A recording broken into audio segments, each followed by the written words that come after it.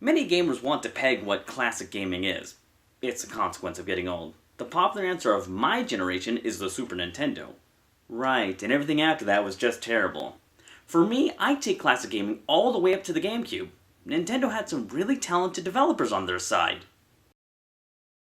Silicon Knights is not a name that everyone will know, but we all know Eternal Darkness. The GameCube exclusive game that will drive you mad. Some friends try to describe to me how the game messes with you, but no justice can be done. You have a health and magic meter, but the new concept is a sanity meter. If that begins to dip, you are going to start seeing some strange shit. Not a gimmick, a full game and 12 characters of visual tricks, meant to mislead the player. Did my character really die, or did I imagine that?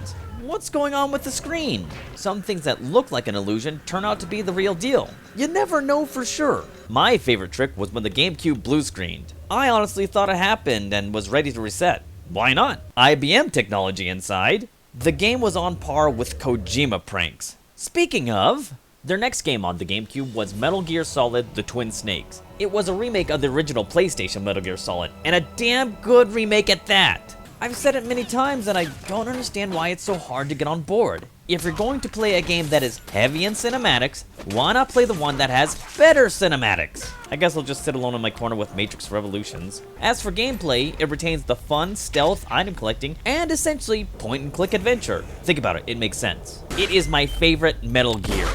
After these successes, Silicon Knights partnered with Microsoft to complete Two Human on the Xbox 360, a game that reeked of Duke Nukem Forever. It was a very ambitious title, a beat-em-up with a gigantic flaw. What was the logic of putting the attack mechanics on the right stick? I guess doing things different for the sake of doing things different. With that stick taken, how do you control the game camera? Oh, you don't.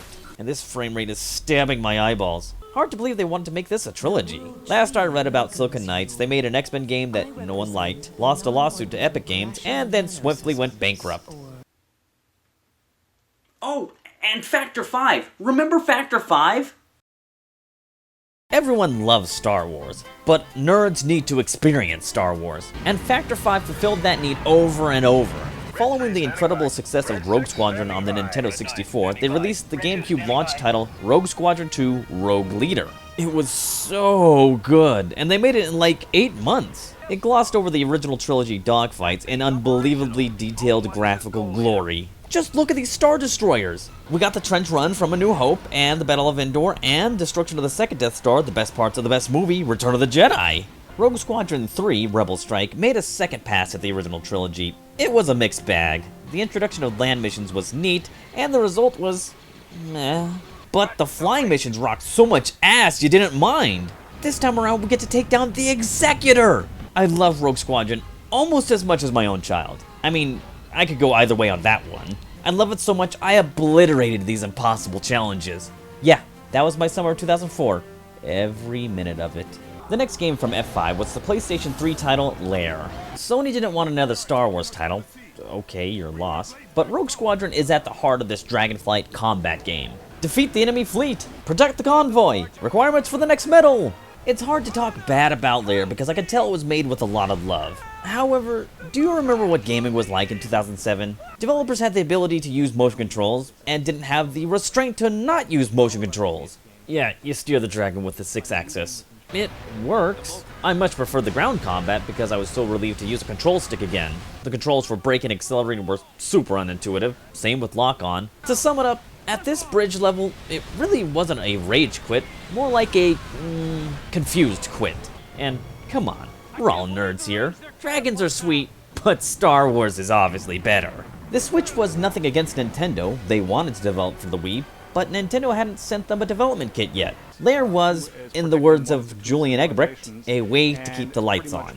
After the Sony exclusivity ended, they began work on a Wii project and were proud to announce that the game engine incorporated all the graphical features of Lair.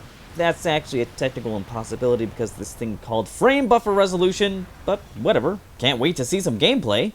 Well, the lights weren't on long enough because soon after, the ass fell out of the publisher and Factor 5 had to close their doors. Which is sad because I would have sold a kidney just for a Rogue Squadron compilation re-release. And then there was Rareware.